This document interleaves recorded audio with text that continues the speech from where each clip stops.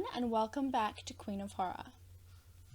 I made a poll for you guys, and you guys voted to hear more ghost stories. So in today's video, I'm talking about more of my childhood ghost stories, and plus, I'm going to be talking about something I didn't actually think I'd ever talk about on this channel. I wanted to share with you guys the day I summoned a demon. But I'll get into that at the end of this video.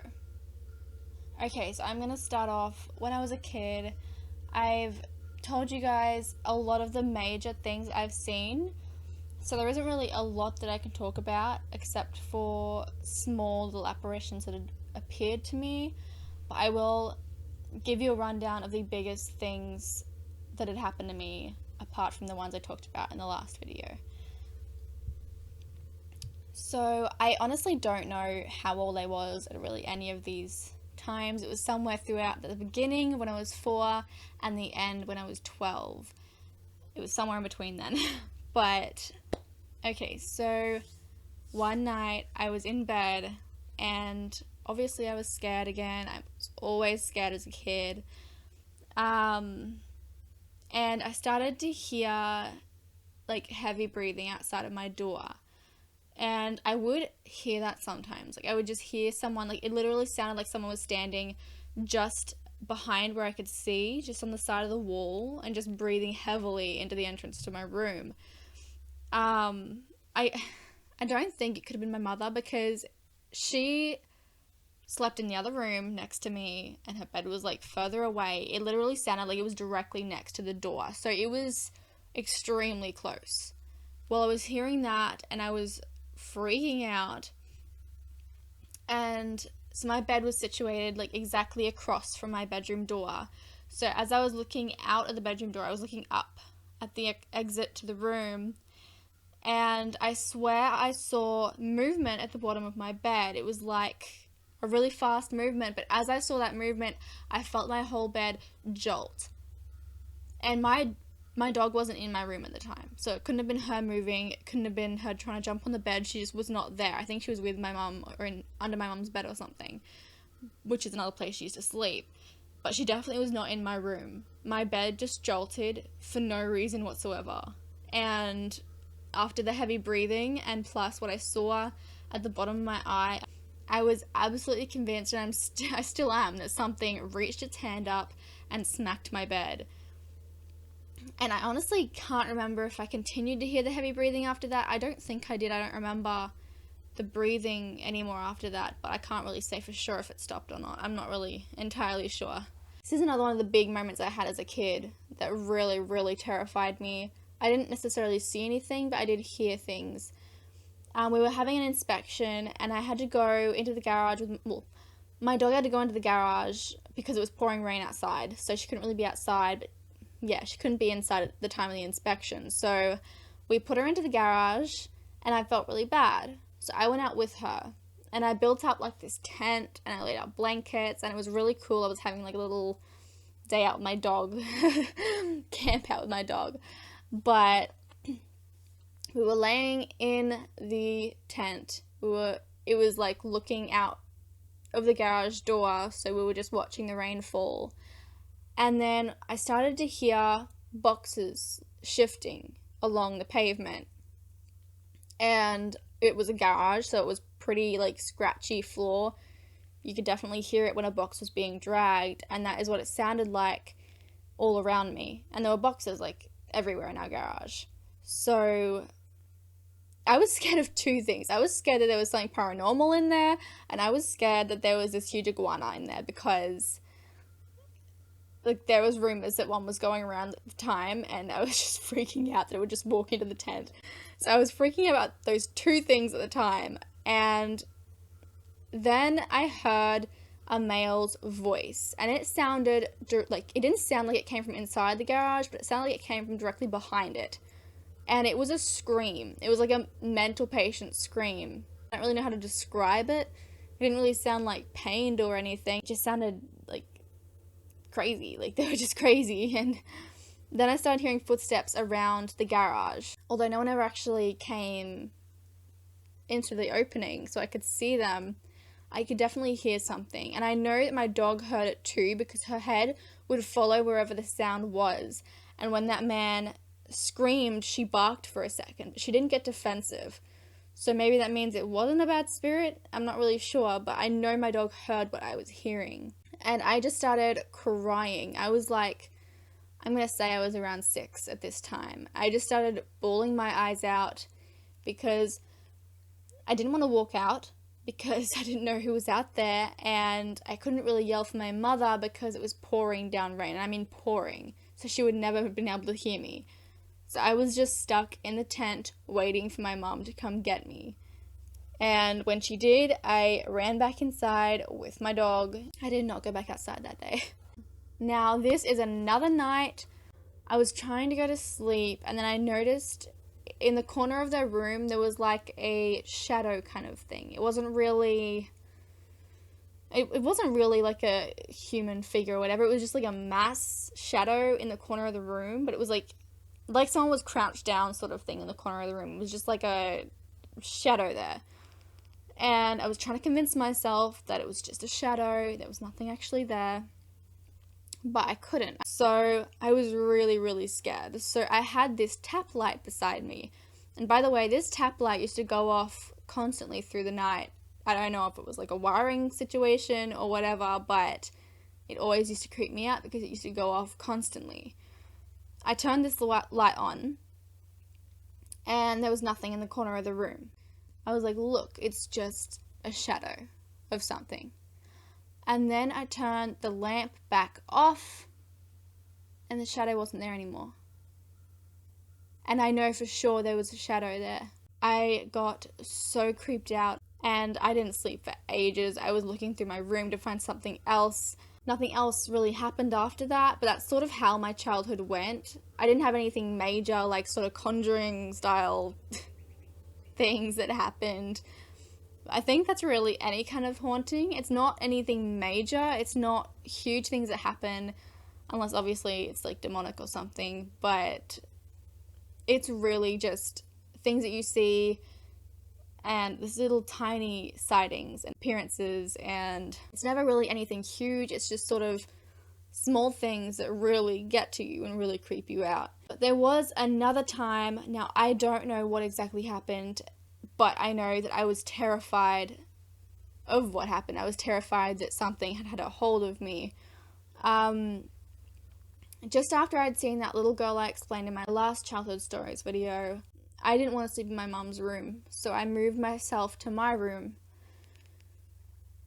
because I didn't want to lay in the same spot again as I was before. And, well, the next morning I woke up in my mum's bed. And at first I was really angry at my mum because I was like, why did you bring me in here? Like, I didn't want to be in here. I told you I didn't want to be in here. And I was really, really frustrated. And then she said, no, you're the one that came in and asked to sleep with me. And I remember just crapping myself in that moment. Like, I was so terrified. I felt like there was no way I would have woken up and come in to sleep with you. Like what I'd just seen the night before, there was no way in my sleepy state I would have woken up and been like, oh, I'm scared, I'm going to go sleep with my mum. No, that was the room I was afraid of. So unless I sleepwalked, and apparently I even talked to her and asked to sleep in her bed, unless I sleepwalked and sleep talked, it really, I don't know, I don't get it, because I wasn't prone to sleepwalking. I never sleepwalked. And because that was where I saw the little girl, and I moved to my room to get away from that room, and the fact that something led me back there was terrifying. Because all I could think was, what if that little girl wanted me back there again? And what did she want to do? I don't know why, but my throat is really, really, really getting sore right now. Not weird at all. I'm really sorry, my throat is really sore.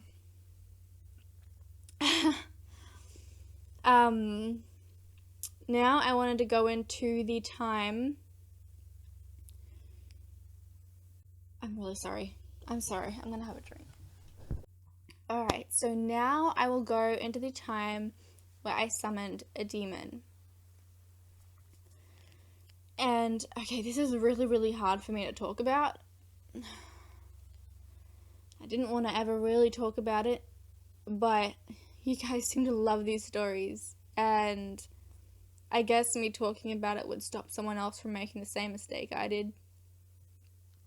Because it's not a game. This is what stopped me from doing anything drastic ever again. So I was 12 years old at the time. It was just after everything had stopped, and obviously that was really hard for me to accept. I was trying to chase that thrill. I've said to you guys before that my favorite horror movie was Nightmare on Elm Street. I've always wanted to have nightmares of Freddy. Like, not actual nightmares, like not the real Freddy. Obviously, I don't think Freddy is real, just a movie character. But I wanted to just have a normal nightmare, like just my mind create a nightmare with Freddy Krueger in it. And I tried everything. I watched his movies before I slept. I watched his movie over and over and over before I slept. I listened to the soundtrack while I slept. I literally tried everything and nothing was working. So I had enough of waiting. And I found a demon that causes nightmares, or better yet, sleep paralysis. And I'm not going to say this demon's name because there is a quote, and that is, demons are like dogs. They come when they're called. And I cannot tell you how true that is. So that is why I am refraining from actually saying the name of this demon in this video, because I don't want to bring anything back. While I summoned this demon, I asked it to give me nightmares of Freddy Krueger over and over and over again. And that night I went to bed, and I woke up to a very, very loud bang. And at first I thought I hit the wall, I was trying to calm myself down, and then it happened again, and again, and again, and it got louder, and it got worse, and then I heard my start screaming, and she was screaming for someone to help her. And now, it took me like 10 minutes to get out of bed, but I finally got up. I was turning every light on that I could on my way there, but I ran to her room, was so curled up into a ball that she didn't even realize I was in the room. She didn't realize I'd even turned the light on. She was that curled up and didn't want to see anything that she didn't even realize the light was on. So I tapped her shoulder, and she realized I was there, and the first thing she said was, "Freddy Krueger is here and he is going to get me." And at first I said, I freaked out, and I was like, "Are you kidding me?" I was so angry at her that she would make such a dramatic scene out of a nightmare. And I went to bed, and I went to go back to sleep, and that was when it just sort of clicked what I had done earlier that night. And it was really, really terrifying. I sat up, I turned on Mrs. Brown's Boys, and I watched that until the sun came up because I was terrified to go back to sleep. The next day I went to school, I came home, and that night it happened again. And it didn't stop. Every single night it would happen again and again. I knew every single night I had to run for her, and I had to go to her because I was the one that caused what she was going through. And I cannot tell you how terrifying it is to be only 12 years old and know that you are running straight for a demon. I never knew what I was going to see when I ran into her room, but every single night I had to go. And I remember even going to school and talking to my friends and telling them I don't want to go home because I was so terrified, but I knew every single night I had to go home because that was what I had done. And I had to help her whether I wanted to or not. And lucky for us, it left after a week and everything just suddenly stopped. But that was the last drastic thing I did as a kid. I threw my Ouija board out. I never spoke a demon's name ever again. I was done because I had never thought about the risks of other people inside the home. So I stuck to my horror movies and ghost stories. Anyway, I hope you guys enjoyed this video. If you did, give it a like and subscribe. I will leave a subscribe button right here and another video right here. This is Queen of Horror.